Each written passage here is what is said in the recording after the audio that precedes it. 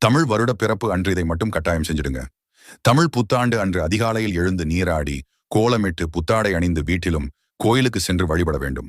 பூஜை அறையில் மாபலா, வாழை மற்றும் வெற்றிலை பாக்கு, நகைகள் மற்றும் நெல் போன்ற மங்கள பொருட்களை வைத்து பூஜை செய்ய வேண்டும். கோவிலுக்கு செல்ல முடியாதவர்கள் வீட்டிலே வழிபாடு செய்து இறைவனுக்கு நெய்வேத்தியம் படைத்து வழிபட வேண்டும். முக்கியமாக இனிப்பு, கசப்பு, உப்பு, காரம், துவர்ப்பு, புளிப்பு என்ற 6 சுவைகளும் உள்ள உணவை இறைவனுக்கு படைக்க வேண்டும். தமிழ் புத்தாண்டு அன்று தானம் கொடுப்பது சிறந்தது.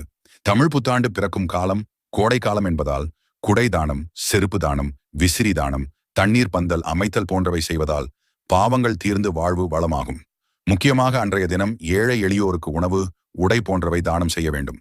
தமிழ் புத்தாண்டு அன்று தங்கம் அல்லது வெள்ளி நகைகள் வாங்குவது வாழ்க்கையில் மென்மேலும் செல்வாக்கை கூட்டும். மேலும் கல்லுப்பு, மஞ்சள், குங்குமம், வெற்றிலைப்பாக்கு, பழம் போன்றவற்றை வாங்கினால் லட்சுமி கடாட்சம் உண்டாகும்.